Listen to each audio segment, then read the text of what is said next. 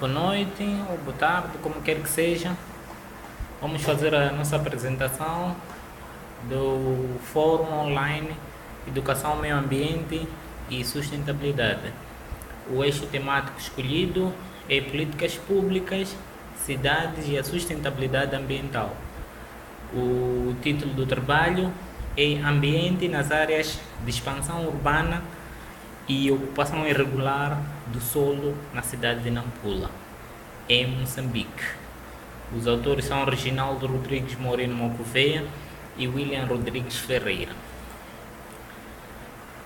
Uma forma de introduzir, vale aqui destacar que Nampula faz parte daquelas cidades de países em via de desenvolvimento cujo planejamento é deficiente e diante desse cenário verifica-se a ocorrência de problemas ambientais devido à ocupação desordenada do solo urbano.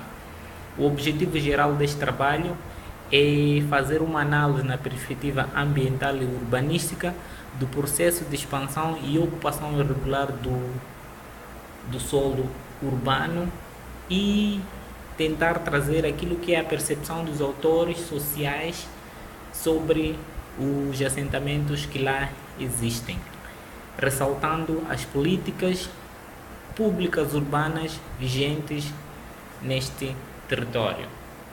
O foco é a questão dos assentamentos informais nesses bairros expandidos da cidade. O trabalho em termos de estrutura apresenta uma introdução, aborda a questão do planejamento e gestão do espaço em Moçambique. O terceiro ponto trata da metodologia e temos os resultados e a discussão. Para terminar, o trabalho apresenta uma conclusão e referência bibliográfica. Os instrumentos de planejamento e gestão urbana em Moçambique. No Brasil, o Estatuto de Cidade, através da Lei nº 10.552, criou uma série de instrumentos normativos, sendo o Plano Diretor um instrumento básico da política urbana, conforme a Constituição de 1988, no artigo 182. Enquanto que em Moçambique, o Plano de Estrutura Urbana é um instrumento básico da política urbana e é obrigatório, segundo a Lei 19 de 2007 do Ordenamento do Território, no seu artigo 6. Então, dentro desse cenário, nós podemos encontrar em Moçambique vários instrumentos de planejamento urbano. Entre eles, destacamos o Plano Geral de Urbanização, que estabelece e qualifica o solo, com especial atenção às zonas de ocupação espontânea.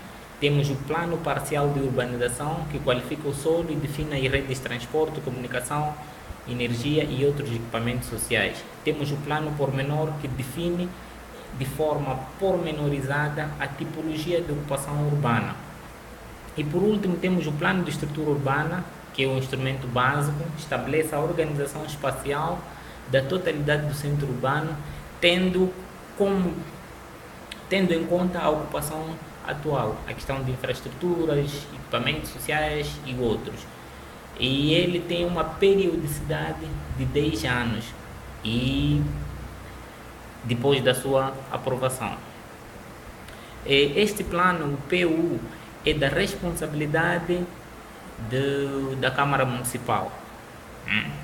E para além deste PU, o município possui vários instrumentos urbanísticos, da qual podemos destacar a Lei de Uso e Ocupação do Solo Urbano, a Lei de Parcelamento do Solo Urbano, o Código de Obras e o Código de Posturas Municipais. Estes instrumentos de ordenamento territorial a nível municipal são elaborados pela iniciativa do Presidente e aprovadas pela Assembleia. Isso está plasmado no artigo 38, número 1 do Regulamento Lei do Ordenamento do Território.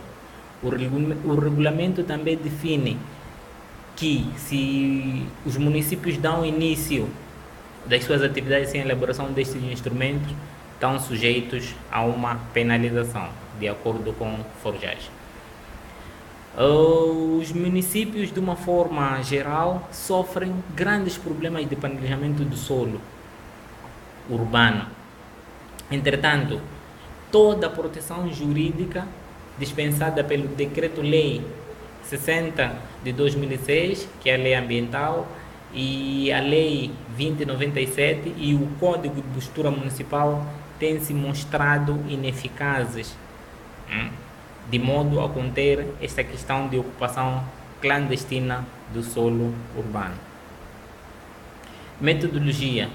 Em termos metodológicos, privilegiou-se a revisão da literatura sobre obras que falam da legislação urbanística, principalmente, e outras obras que apontam a questão do planejamento urbano em Moçambique.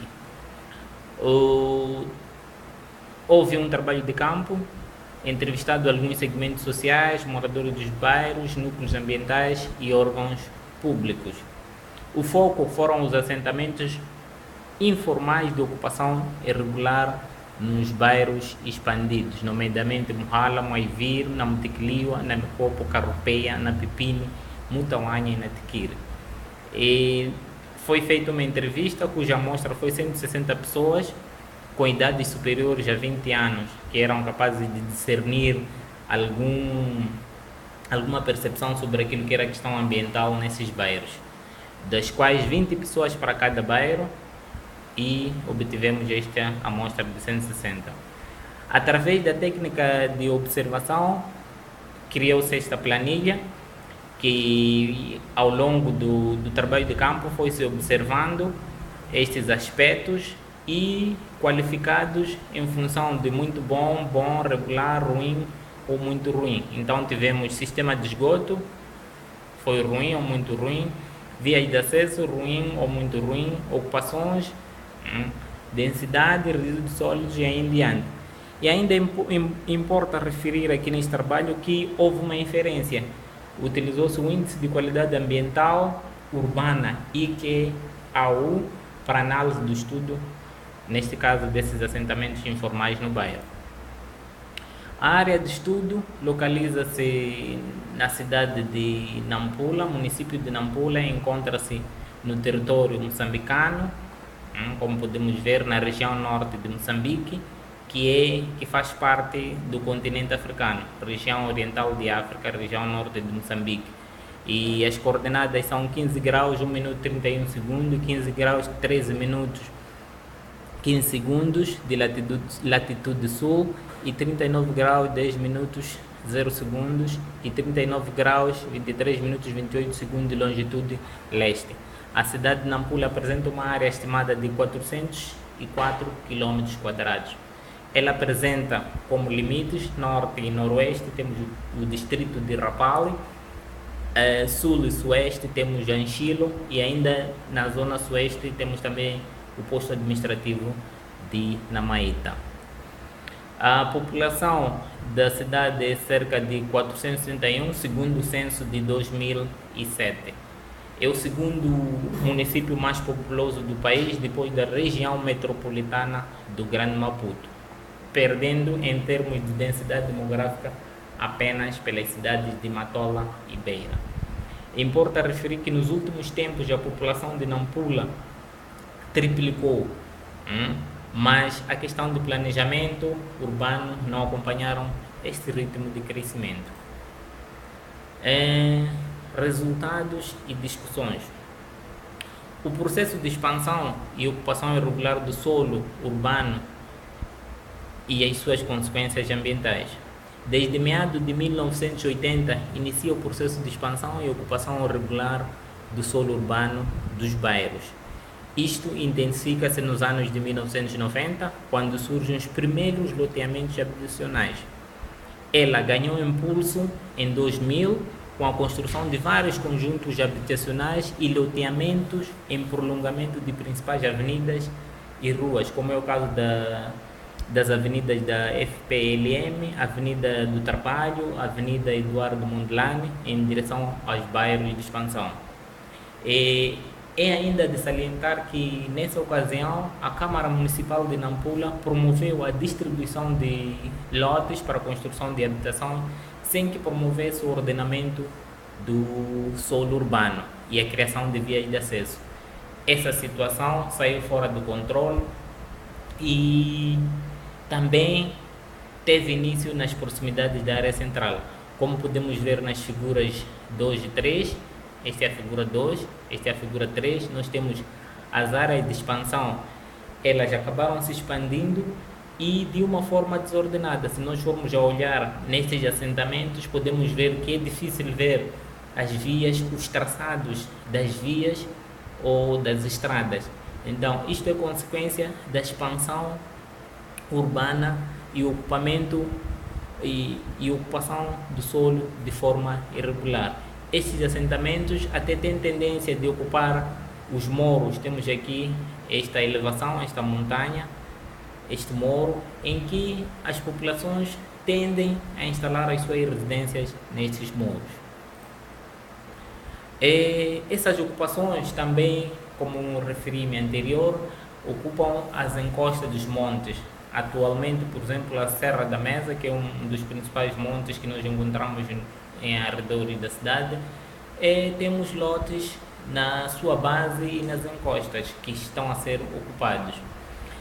Algumas ocupações nos bairros inicialmente foram planejadas e mais tarde tornou-se desordenada devido a essa ocupação irregular, e notamos aqui a incapacidade da Câmara Municipal de conter esta situação. E no entorno da área central também nota-se a multiplicação de construções precárias, de assentamentos irregulares, há ruas não pavimentadas e alinhamentos em locais com impossibilidade de construção de fossas céticas, sumidouros, de habitação em face de avanço e construções de preservação ambiental. Temos aqui um cenário de ausência de planejamento e a sua articulação na integração territorial pode trazer consequências ao meio ambiente. Observa-se aqui assentamentos informais de construção precária nas duas fotos, nas fotos 4 e 5, e vemos aqui o uso indevido do solo, essas ocupações espontâneas que, com a atuação dos agentes da geodinâmica externa, vem criar situações de erosão, devido principalmente à ação da precipitação. Este é um cenário desolador do ambiente nos bairros, em que as populações com as suas habitações precárias estão sujeitas a estes fenômenos. E temos outro cenário que podemos ver nas figuras 6 e 7, que é a questão da deposição dos resíduos. É uma consequência da ocupação irregular, claro, visto que é difícil ou mesmo impossível garantir a recolha de lixo nesses bairros devido ao caráter desordenado das ocupações. São zonas completamente insalubres e o lixo, nota-se aí a falta de sistema de esgoto, os canais de drenagem de água suja, poluídas, águas fétidas, féticas, contribuem para a ocorrência também de doenças e a malária. Breve análise da percepção dos segmentos sociais sobre o meio ambiente nos assentamentos informais. Então, os núcleos ambientais percebem a importância da melhoria dos assentamentos para o equilíbrio do ambiente urbano, mas o custo financeiro à recuperação dos assentamentos é elevadíssimo, face à degradação ambiental, já que se verifica. A questão política é vista por este segmento como talvez um dos que maiores entraves à realização desses projetos. Por essa razão, eles revelaram acreditar na possibilidade de resolução a curto e médio prazo capaz de mitigar os problemas nos assentamentos, mas creem em soluções a longo prazo.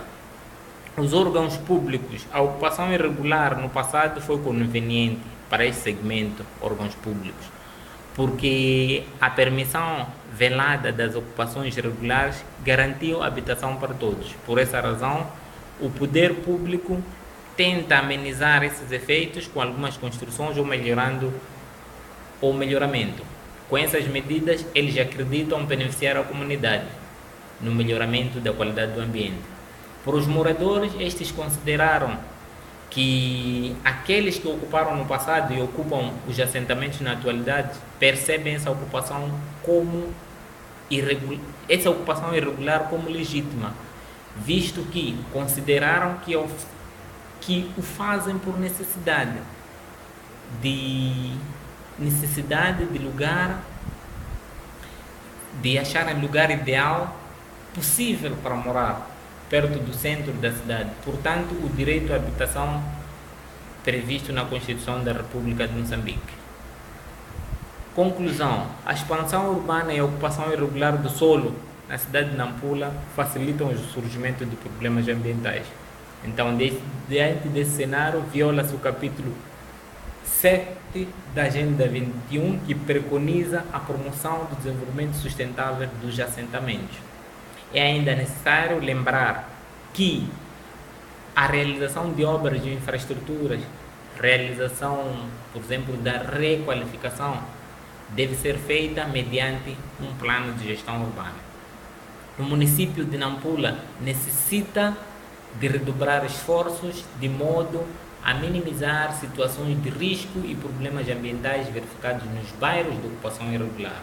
Então, propõe-se que sejam revistas e consolidadas as políticas públicas que proporcionem recuperação, requalificação desses assentamentos e postas em prática nos lotes que ainda não foram ocupados irregularmente. Muito obrigado. Enfim, o trabalho também apresenta algumas referências. Muito obrigado.